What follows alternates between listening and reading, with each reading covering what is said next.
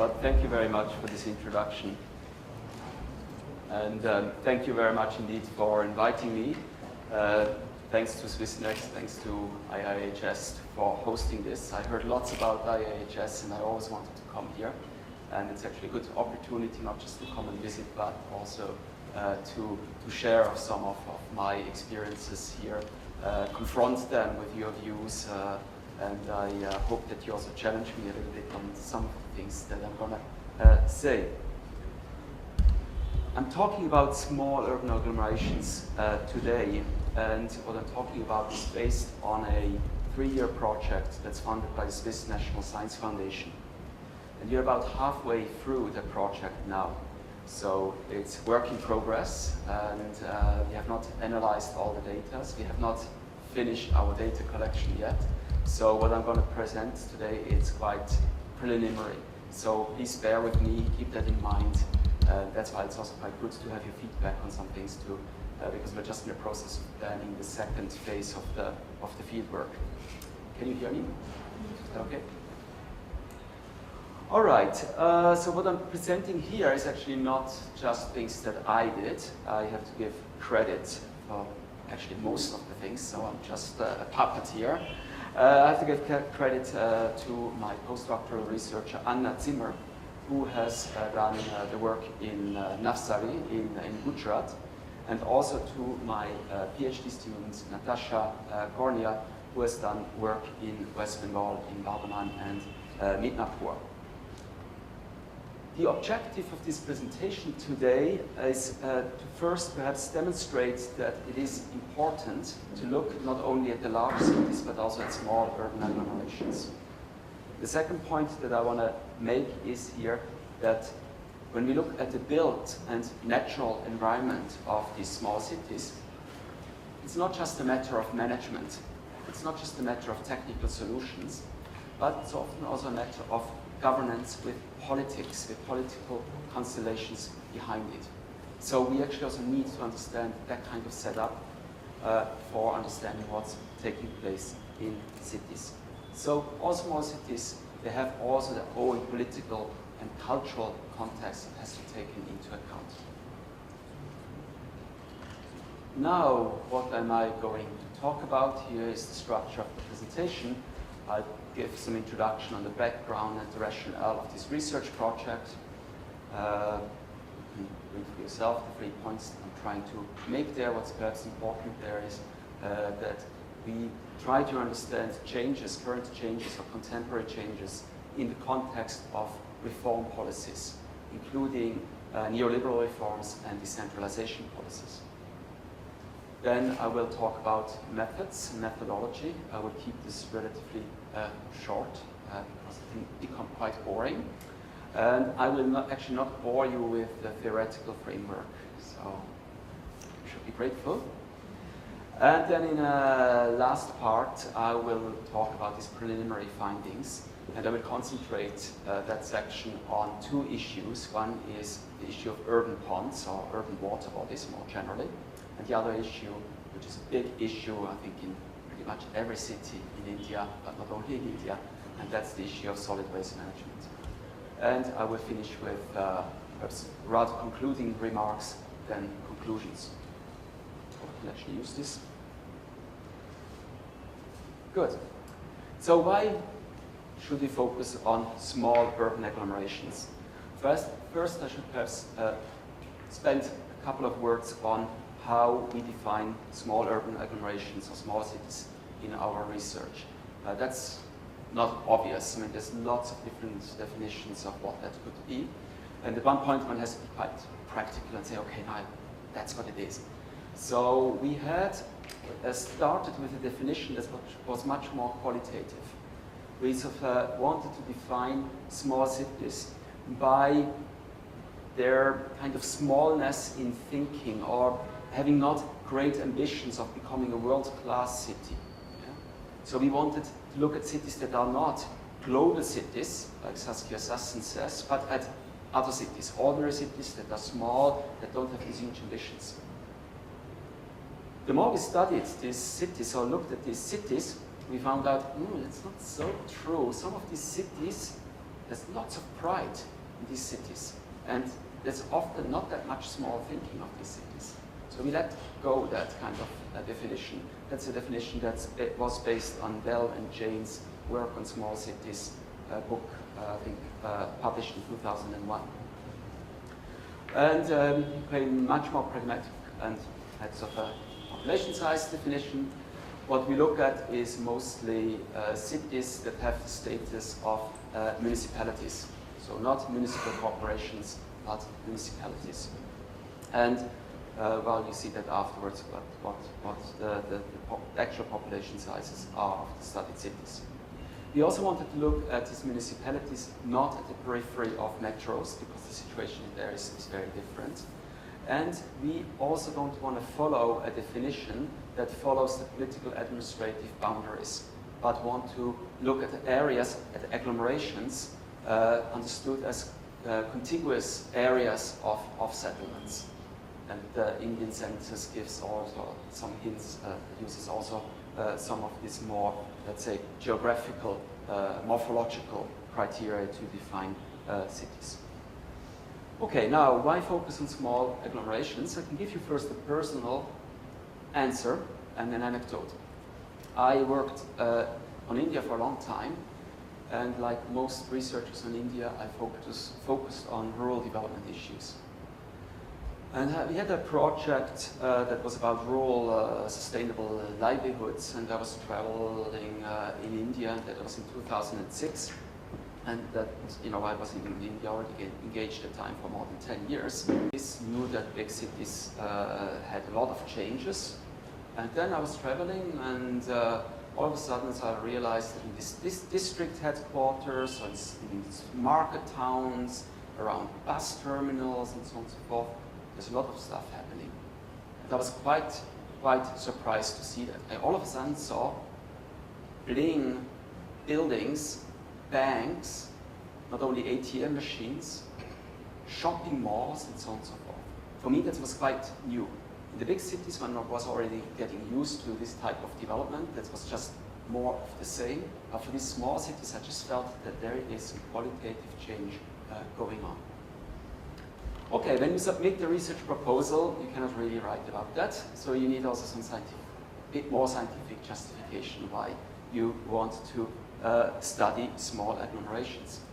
And of course, you know, we can just take a look at some global figures that actually, when we talk about urban populations at the global scale, much or more than half of this urban population does not live in the metros, in million cities, but actually lives in cities that are smaller than 5 lakh. It's quite amazing. And often we don't think about that. Okay, you say, of course, that there's a problem with these statistics. The definition of what is urban, what is rural, varies from one country to another. And in these statistics, one just puts together different definitions from each country and so on and so forth. Having said that, you also know that the Indian definition of what is urban is very, very strict. It's quite rigorous. So it's much more difficult for a settlement to be considered to be defined as urban in India than it is, for instance, in Finland. So the figure, or when you sort of have the figure of 32% of urban population in India, and then everybody says, yeah, India is not much urbanized, one has to take that, if you use the same methodology like in Peru or so, the urbanization rate would be much higher. Okay, having said that, within that urban population in India, which is growing, which is important, half also lives in smaller urban agglomerations of less than 5 lakh. It's based on census data. They're not as fast growing as the metropolitan areas, especially not as fast as the peripheries of the metropolitan areas, but these cities also growing quite fast. And here we have some important regional differences. You'll see in a minute some of those regional differences about growth of these. So demographically, these small urban agglomerations are important, very important. It also means that they're, from an ecological point of view, quite important. There is also an environmental impact of these smaller urban agglomerations. I'm coming just to this now, and I'm talking about the triple challenge. Why a triple challenge? In the literature, we find often a distinction, and we should not take it too seriously, distinction, but it's more so an analytical tool, right? But there's an extinction of green agenda issues of environmental problems. That includes things that are linked, environmental issues that are linked to, let's say, development, or perhaps a wrong type of development, to put it more precisely. So, motorization, having more cars, that's a type of development. Okay? That means more pollution. Lots of increased consumerism means more resource consumption. These are generally considered green agenda issues. Issues that are particularly important in the global north. Cities in the global south are at the same time also faced with so-called brown agenda issues. They are linked more to poverty or underdevelopment. So they include unhealthy living conditions, lack of sanitation, bad, unhealthy housing conditions, and so on and so forth.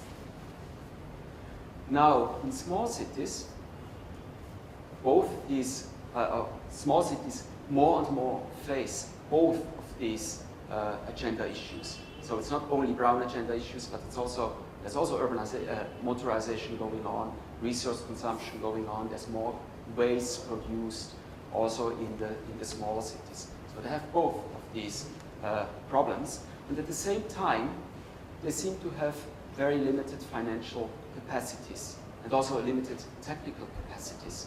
There's not that many engineers posted in municipalities of small cities.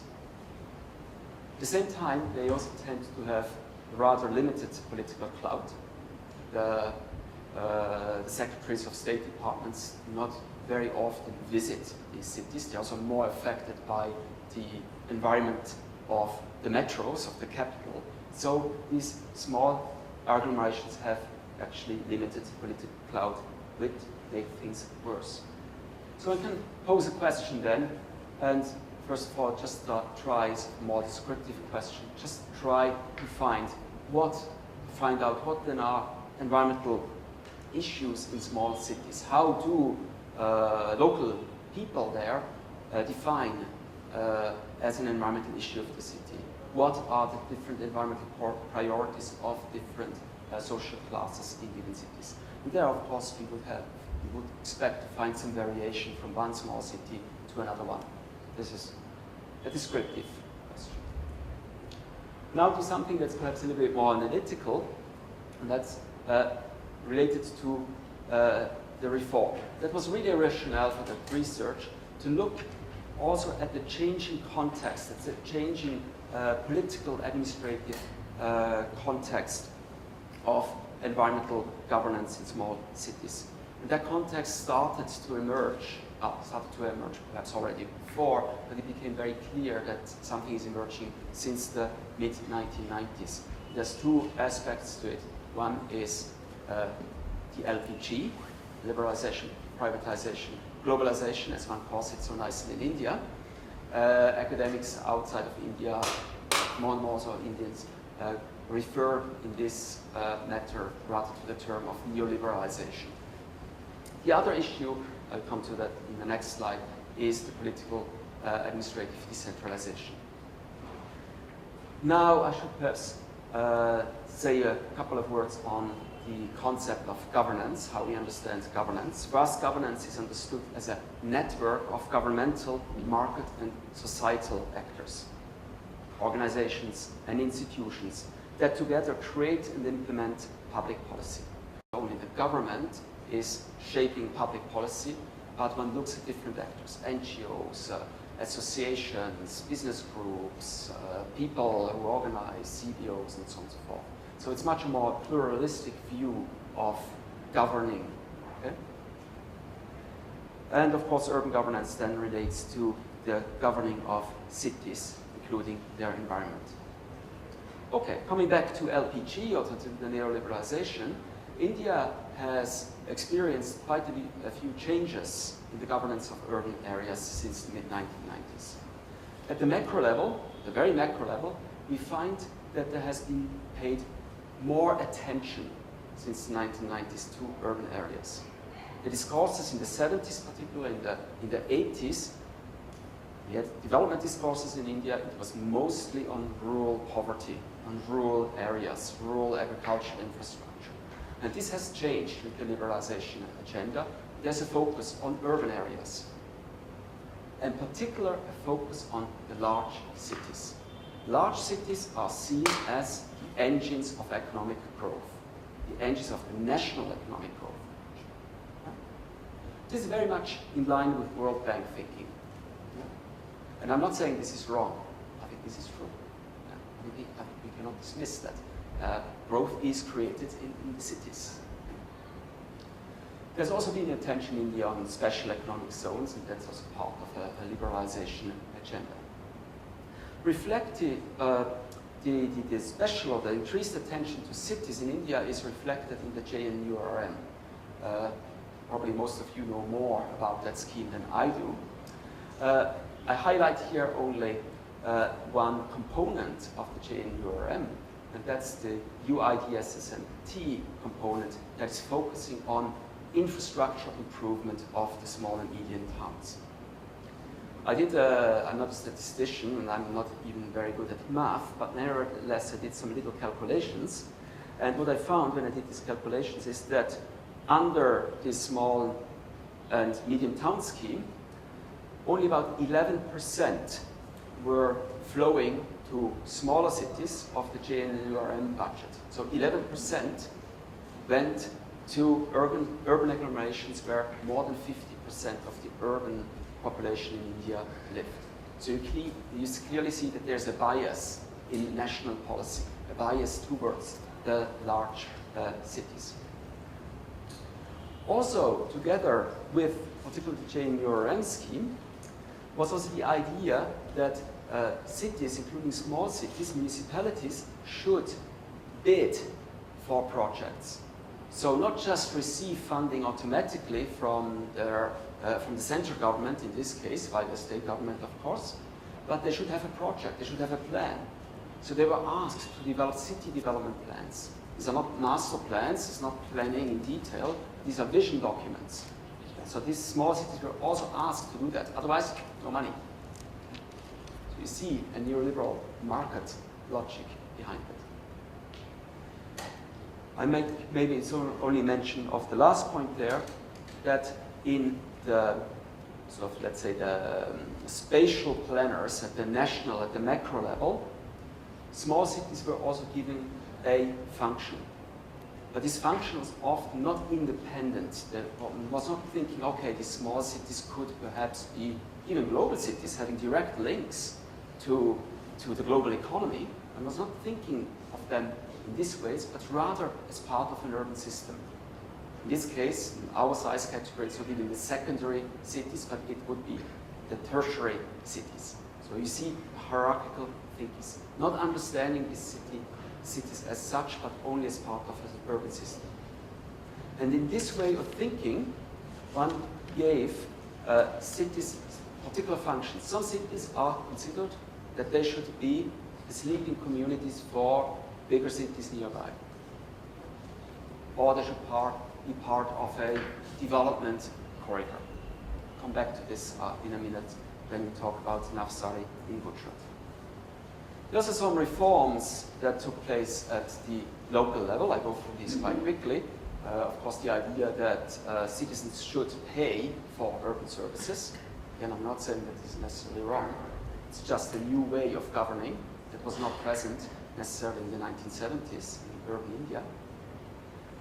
Emphasis on public-private partnerships. PPPs are everywhere in India, also in small cities. Tax reform, introduction of e-governance. You see an example here from a small town with a single window where citizens can go and get birth certificates and all types of services. Now the question is, can small cities cope with all these changes? Can they respond to it? Can they take advantage perhaps also of new possibilities and opportunities? We've seen before, we assumed that they have, well, some limited capacities in technical and financial ways, but are actually capable to adapt these reform policies and perhaps take advantage from central screens or net. And there's some commentators, including Amitabh Kundu, who's an important urban geographer in India, who hypothesized that small cities find it more difficult under a neoliberal context, and that also including then also would also become more difficult for them to deal with this triple challenge of environmental governance. The second part of reform is sometimes linked, but sometimes also independent from the neoliberal reform, and that's linked to the 74th constitutional amendment and the creation of urban local bodies, or ULBs, that were taking up new responsibilities. Yeah. Often this is mostly on paper that have a whole series of responsibilities rather than state departments. And they have also new structures with standing committees, including standing committees in many states on environmental issues. So on, let's say, built environment, but also on the natural environment very often. In some states, we also find ward-level committees that should facilitate the participation actually of cities at the local level. I'm not a specialist on Bangalore, but I believe there has been some experiments in this city, in a metro, in this direction. Well, some questions arise again. Well, it's good and well to devolve and decentralize on paper, but these new institutions, these ULBs, are they actually capable? Have they to take over these responsibilities? Often they have not more financial resources or more technical capacities than before, but all of a sudden they have more responsibilities. Or is there perhaps a mismatch between responsibilities and resources? That's a question that's there. Another question is, of course, how is participation structured? Who participates?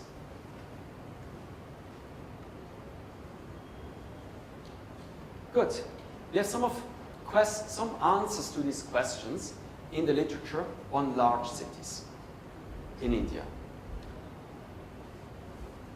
It's also a fairly recent literature since the early 2000s, and the metros have become more and more important for academics. So I just mentioned a few names there. There's of course many more. They also looked at the politics behind urban environmental governance, or urban governance more generally. What the literature generally finds is that the participation, or the space for participation that to some extent has been created by the 74th Constitutional Amendment, has been taken not necessarily by the poorest section of society, but much more by middle-class people, who are very often organized in civil society. For instance, NGOs or the residents' welfare associations. Very often, they have been able to influence public policy at the metro level. I myself worked on a case study in Delhi on air pollution, and could show quite well that public policy regarding the introduction of CNG in Delhi has not really been led by the government, but has been led by an NGO that worked through the courts to make things happen. The literature also talks much about middle-class imaginaries, how the middle class imagines an ideal city, a good city. And that's often a world city, or in Delhi talks about world-class city. And I think in Bangalore these discourses are also very, very important, very prevalent. The literature, okay, that's fine, okay, why not? But the literature also points out that with this idea of beautification comes a negative side, and that is the marginalization of the urban poor, of poor city dwellers. In the extreme case, they are pushed to the periphery after slum removals or slum relocations. That's what the literature generally points to. There's of course some question marks. I have not studied this enough. A question mark is, yes, but the JNURM scheme still had the basic urban services for the poor component. Was this actually effective to counterbalance these, let's say, tendencies, or was it not? Okay, I'm not asking this question in this research myself, but that is just a question that needs to be asked. Now, our research wanted to look at similar things in the case of small cities. Is the politics similar in the small urban agglomerations as it is in the large metros? Do we also see let's say, an emerging dominance of civil society composed by middle-class citizens? Or is there something completely different there? Are there more sort of kind of very localized business association that are calling the shots, or even the ULB is more active, more powerful in this context of small cities? Or is everything left to bureaucracy, the DM, or do you call it district collector in Karnataka or district magistrate? So the big question for our research then was, what are the politics of environmental governance in small cities? There's not much written about that. And linked to that, okay, fine to describe what the politics are, but what are the effects? What are the effects of on urban sustainable development, including what are the ecological dimensions of changes, what are the socioeconomic implications of changes. Okay, it's always nice to have research questions, but these research questions also create some headaches, or one talks more about challenges than headaches. One challenge is, of course, it's a small research project. We cannot look at the hundreds or perhaps even thousands of small cities in India, so we have to pick and choose. But we know that there's a huge variation, of course, of the situation between small urban agglomerations and their politics and their environmental situation also. That's one challenge. Another challenge is particularly linked to this concept of urban sustainable development. How to measure that? How to measure whether it's good or bad, because there might be, almost always there are actually trade-offs between and socio-economic dimensions and perhaps also political dimensions. So that is not so easy to measure. So what did we do to circumvent these challenges? I don't think we are really facing them on, I think we're circumventing them. For the first challenge, we decided to concentrate on two states that show quite a wide relation in their political history, Gujarat and West Bengal.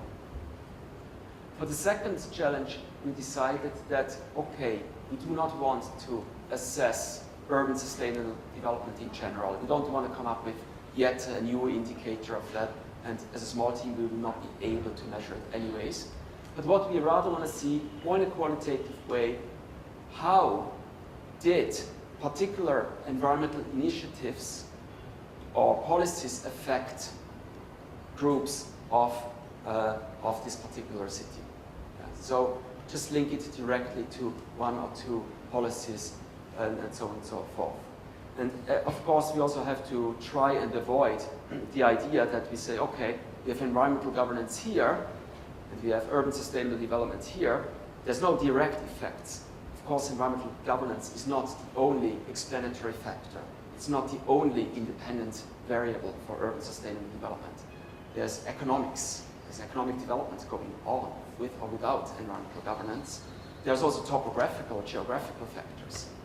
So, you know, where is a particular city located? Is it more vulnerable to salinization or saline intrusion and so on and so forth? There's of course also factors related to population growth. It's a city under huge pressure because of the demographic pressure, and they deal with new infrastructural needs, for instance. Good. So I already mentioned that we picked two states, Gujarat. And Gujarat is known as a state that was very early and right at the beginning to embrace neoliberal reform. They were eagerly waiting for the new economic policies and is very reform oriented. West Bengal, on the other hand, is a more hesitant adapter of economic reforms, in part, but not only due to a long rule of the left front in West Bengal. It's not the only factor. So, on the other hand, West Bengal has a history, particularly in its rural parts, of quite deep democratization, with quite a substantial participation in rural planning. So there's also some hints in the literature this would also be the case, or more the case than elsewhere, in the case of urban planning. Good. We also came up with a hypothesis. One should have that sometimes in research proposal, even if one knows, even though one knows that one does not know. Yeah? And this was our hypothesis. There's a quote from the project proposal in 2011. We sort of thought that small cities in West Bengal are most likely to implement socially inclusive projects and programs addressing mainly brown agenda issues because of the pressure from relatively powerful accountable ULBs. In contrast, primary attention to economic growth under neoliberal reforms and discourses in Gujarat are expected to have led to the neglect of smaller cities and the environment of poorer citizens. Seems to be logical and consistent with what we know from the literature. I'll come back to this hypothesis. I will come back and show that we were both right and wrong. Mostly wrong, though. Well, that's life. Okay, word to the research sites. In Gujarat, we look at Navsari, urban agglomeration, and you see there that this urban agglomeration is divided in two municipalities, as well as a panchayat area that's at the periphery of the Navsari municipality particularly. You also see from that figures that the population growth rate is really quite important. It's really quite high, particularly in Vichalpur municipality. The second study site there is in Amreli. We picked that to have one city in the Golden Corridor, where development is taking place, and the other one in Saurashtra, quite far off of the Golden Corridor, where there's much less economic growth. And again, perhaps we were too ideological. We were thinking, oh yeah, these neoliberal policies would just favor perhaps cities in the Golden Corridor and neglect the ones that are further off. So we wanted to see the growth rate is less in Amreli. In West Bengal, we picked Bardhaman, which the urban agglomeration is more or less congruent with the municipal borders, much less important than in Gujarat. That's also true for the other small city studied in West Bengal, Medinipur, that is a relatively decade. In West Bengal, we picked these two cities also to represent a little bit different party political trajectories. Bardhaman was until recently considered as the Red Fort in West Bengal. And the city council, the ULBs, were dominated until the last ULB elections. They were dominated by left front parties, particularly the CPIM. The whole, or I think all wards, were actually represented by a CPIM politician. And Medinipur, on the other hand, switched already 5 or 6 years ago from the left front urban council to a Trinamool urban council. Unfortunately, things happen in ways that we cannot control in research. In the last election, Bardhaman also switched from CPIM to Trinamool. So we cannot do this kind of analysis, comparative analysis anymore. Good, let's talk a little bit about methods of data collection. I see that I'm taking a little too much time, but I will just take a little bit more time. At the micro level, we have started with a household sample survey, 30 households in 3 selected wards in each city. And we tried to figure out through that questionnaire how people access urban amenities, urban services, including urban environmental services. We tried to figure out whether there's a difference between poorer citizens and middle-class citizens, whether there's a difference between wards, and yes. At the same time, we have already started with a participatory photography project. So we gave out cameras to a group of poorer citizens and to a group of more middle-class citizens, and we asked them, okay, please go out and take some shots, snapshots from what you consider as a good urban environment and of what you consider as a bad urban environment.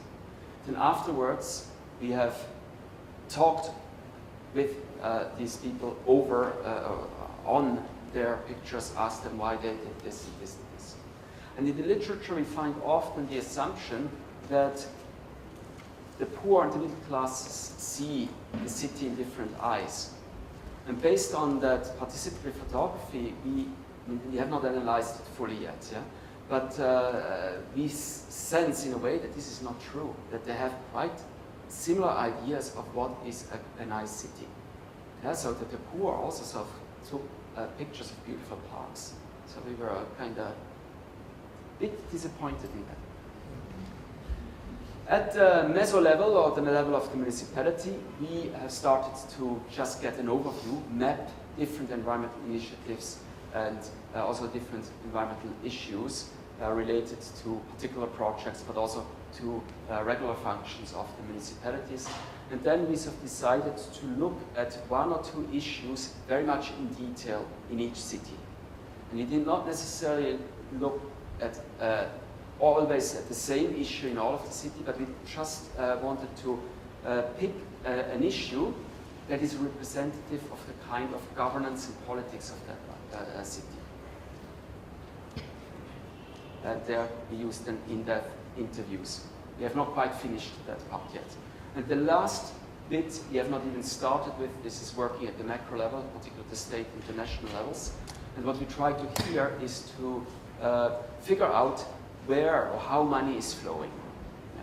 So which cities do get money, which not, on what kind of basis, and decision making and so on and so forth. But we also try to figure out how ideas and discourses are flowing. Are there sort of planning ideas that are being generated in Delhi or in Ahmedabad that then influence what's going on at the local level? So we have not done that yet. Okay, I'm coming to some of the preliminary findings. And as I said, I will concentrate on the issues of urban ponds, so perhaps more a green agenda issue, as well as on solid waste management, which is perhaps more a brown agenda issue. And I will focus this analysis on two cities, Bardhaman in West Bengal and Navsari in Gujarat. In Bardhaman, like all over Bengal, there's lots of ponds or pukurs. In this city, there are 74 man-made pukurs, some of which are publicly owned, others are privately owned. And the publicly owned ones, it's sometimes not quite clear who is responsible for that ponds, whether it's the fisheries department, whether it's the municipality, or some other government agency. And that actually leads often to some problems. One is not quite clear who has the responsibility to maintain that, and everybody puts the blame on the other. I think this is quite normal in an Indian context, right? So not very surprising.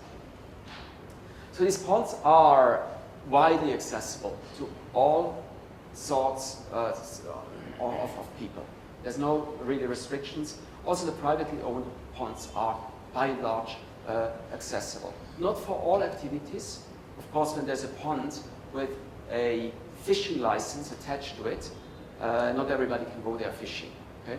But they still can use these ponds for washing, for washing clothes, for bathing, and so on and so forth. Now, the purposes of these ponds are really used in a variety of ways.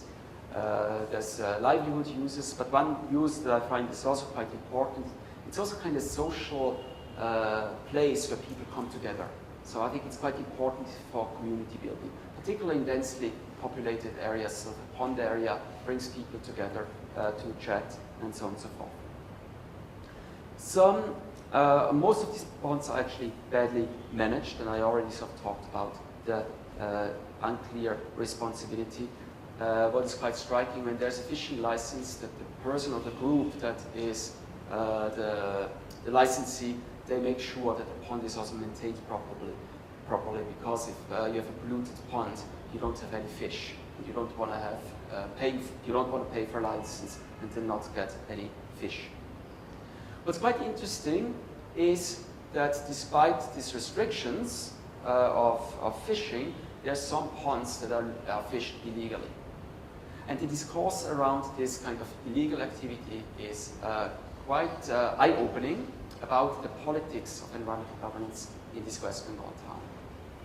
People say, oh, yes, I know that these people are fishing in my pond, where I should be able to, but I cannot do anything about it, because these people are associated with the party. Yeah? Whether it's Trinamool or CPIM, it does not matter. Okay? They are affiliated with the party, with one or the other. And if we oppose this activity, we will get in trouble with them. So we just let them. We just accept it. We have no choice. These kind of politics are also in play when it comes to the filling of ponds, an activity that's generally not legal unless you have an authorization. There's lots of unauthorized filling of ponds. And these ponds are often in the center of the city, so on land that is very valuable. So there's an economic pressure, a business pressure, of course, filling them up, have some buildings there or something. And business is never very far from politics and party politics, so you have really sort of a nexus that's working there. And really thanks to this nexus, that's a nexus that's really structured through the parties. Yeah? And again, I'm not making a huge distinction between left and right here, but the party structure works in this way that the law is basically circumvented. Navsari in Vichalpur, the situation is quite different. There are 12 lakes or talafs.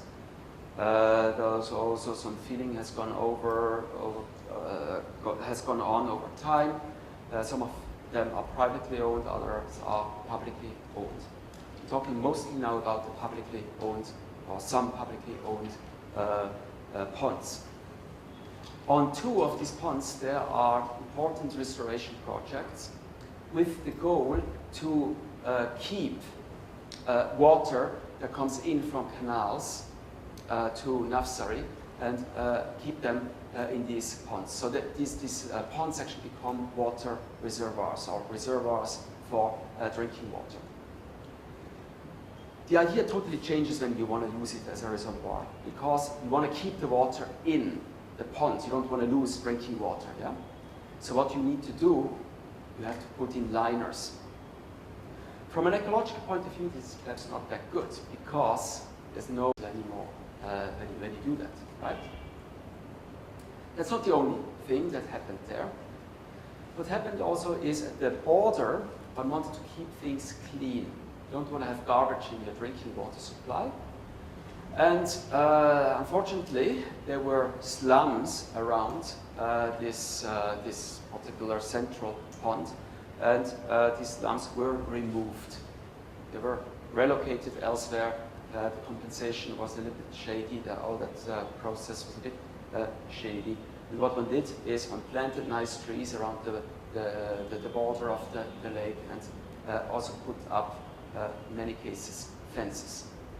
In the literature, we often talk about enclosure in this regard, keeping people out. But in the literature, this enclosure very often relates to, or is put in connection with privatization, with the P of LPG. But in this case, this is happening in the public ponds, not in the private ponds. The private ponds, surprisingly, are more accessible to common people than the public ponds. It's weird. There's 4 other public restoration projects going on in this urban agglomeration. mostly beautification processes. The one wants to keep the garbage away, one wants to have bigger lakes, and so on and so forth.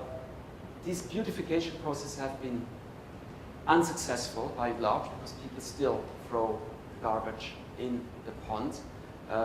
The ponds still get polluted by nearby industries, so not everything has been taken into consideration in these so-called restoration projects. What is also a problem more for a geographer from an ecological point of view is that some of these ponds have been dredged, have been deepened, and they also have been disconnected from other water bodies. There's a type of environmental management and control going on there, that one wants to control where the water is and where it goes. That is not natural because water goes in various places. It's quite complex actually.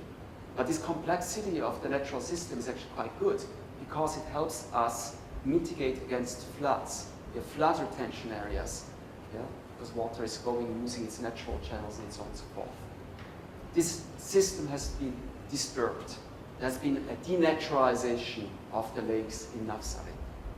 In Switzerland, we talk lots about renaturalization of river flows, because we realize that sort of straight lines of rivers is not such a good idea ecologically, but also for people living in the floodplains. Okay. Residents don't like garbage. They complained about it, but the complaints have not been successful. But what's important here is they did not complain through political parties or through their local councillors. They did not complain through the ULBs, but they went directly to the municipalities and tried to talk to the engineers, to the bureaucrats, rather than to the politicians or elected councillors. Now, shortly to solid waste management.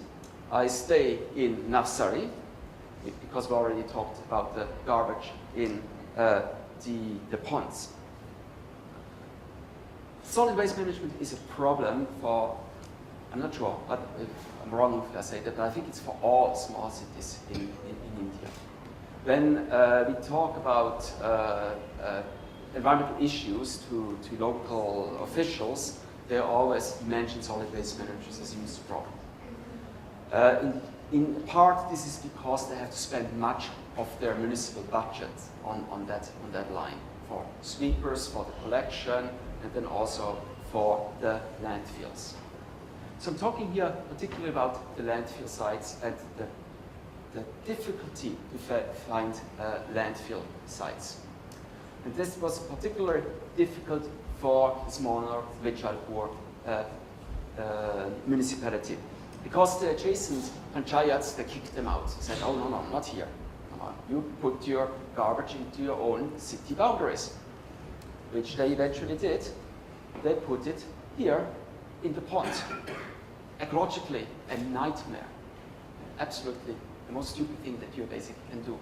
But for them, there was no other space. There was no other place to do it. And what happens with this garbage? It's actually a huge recycling machine. Okay, waste pickers come there. Cows take all the organic matter. There's very, very little that leaves or is left at that place. What is left at that place is taken by lorries and is taken to an incinerator near Surat. So again, you have transportation, you have pollution. So ecologically, this is not the wisest thing to do. And also economically, for the municipality, this is also a nightmare because they have to pay for the transportation costs of their garbage to an incinerator in Surat. Okay, not very good. The state government has plans to centralize solid waste management in this particular district. They want to build an incinerator that's a bit closer to the cities and then bring the waste in there. I'm not an engineer, but I have my sincere doubts that incineration is a good solution in an Indian context, where you have lots of wet wastes, organic wastes. And the other thing that is not really apparent in the discourse in these small cities is the impact on waste picker livelihoods, on the recyclers, basically. They're at the moment not yet considered. Let's come to Vardaman. There, the waste collection system seems to work a little bit less well already than in Nafsari, but I also want to focus here on the issue of landfills or dumps. There's quite a lot of open dumps on private land. Again, here the private owners of that land often feel that their opposition is falling short. I mean, they complain. We haven't really understood yet whether they tried, again, their links to political parties to get their voices heard. It seems that they haven't done so, so they have not been successful with their complaints. Existing landfills are not managed properly. I mean, it's basically just throwing the garbage there. It's not going to be covered. There's also medical wastes that are ending up in these landfills, and of course the health implications, the environmental implications of that are of course quite disastrous. For the landfill sites we find opposition, and this opposition is mostly expressed by middle class neighbors that do not like, of course, the smells and everything, which is very understandable. And quite interestingly, poor people who live nearby have not that problem with it because they see the waste as a livelihood resource. The recycling industry is in a way quite a good livelihood source for them.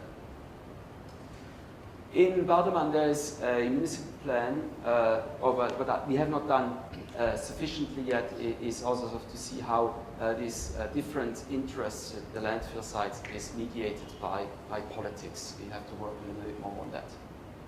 In Bardeman there's some plans to start a PPP and to build a biofertilizer plant, which is done quite frequently in other places in India as well. But again, nobody's actually talking or thinking about livelihoods in that scenario. What are these people going to do afterwards?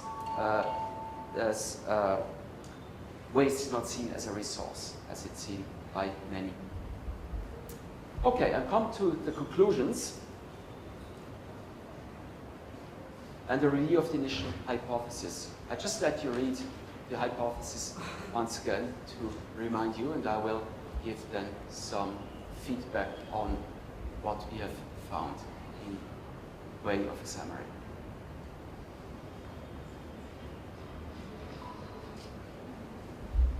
Okay? Okay, we were quite right to think that the green agenda issues are given more attention in Gujarat than in West Bengal. Not only with the urban ponds, the beautification schemes, we see it also with the creation of many urban parks in Navsari. There's really attention of beautifying the cities. There are very clear middle-class discourses also going on that are not very different from the situation in the large metros. The urban local bodies seem not powerful. They don't seem to be that much powerful in West Bengal than they are in Gujarat. In both states, they seem not to be really the most important political actor. On paper, they should be the decision makers, but not really. In West Bengal, it's really more the parties, the political parties, and the party offices. And you would say, okay, yeah, but the councillors, they are part of a political party. But behind each councillor, there is the party office. And the councillors get their instructions not from their constituency of their people, but rather from the party office. And as an observer of rural West Bengal of the late 1990s, I can see myself, yeah, that's how the CPIM controlled and managed, not only for bad, for bad purposes, how they controlled the rural population. And now we see pretty much the same structures in an urban context and with the trainer mode.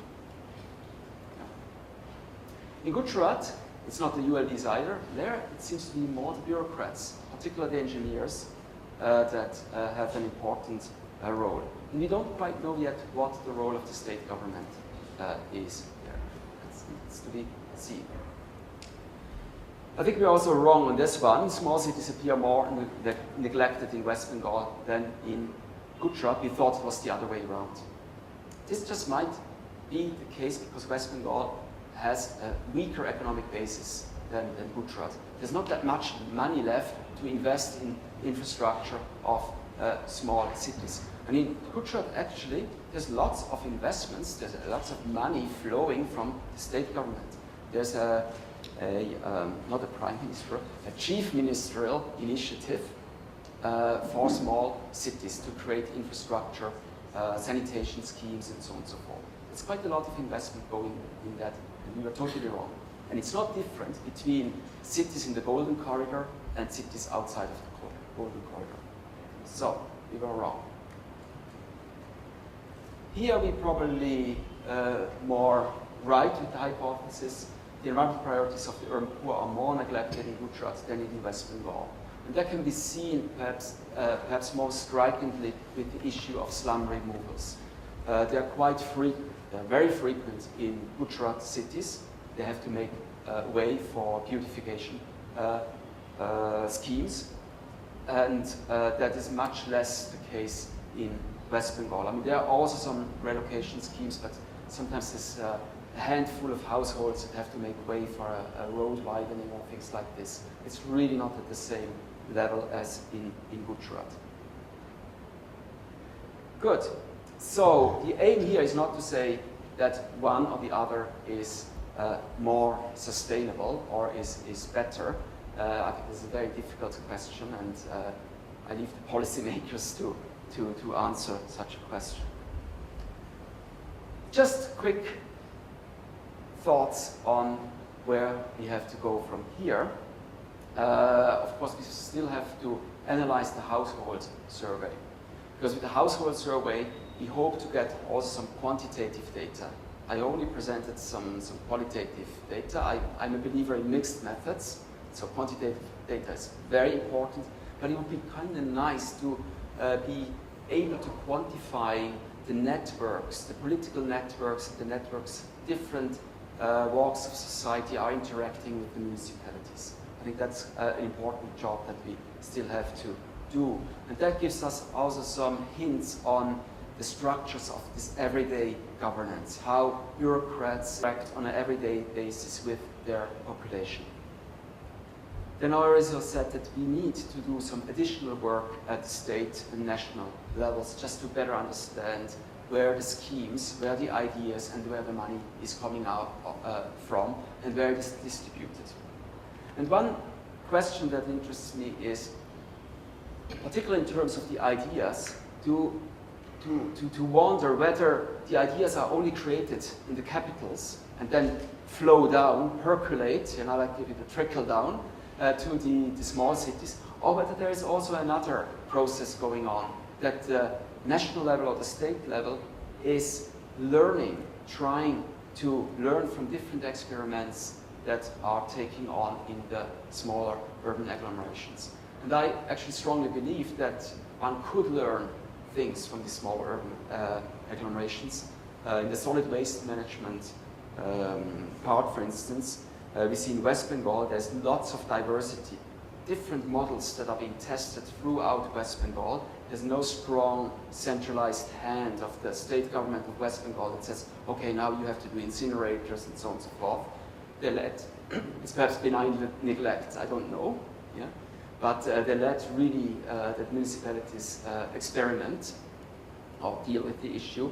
And I wonder whether the state government then is trying actually to learn from these experiences or not. And in Gujarat, it seems to be much more a top-down style of governance. And I think what we see in these small cities and in the case of environmental governance is perhaps also reflecting wider governance and political, cultural structures in the two states. I think what happens in the small cities is not so different from what's happening in the metros and elsewhere in these two states. Okay, with these final remarks, I realized that I should have asked to give me 1 hour to talk, and I just took it. And I hope you don't mind, and I would be very happy to have some questions from your side now. Thank you.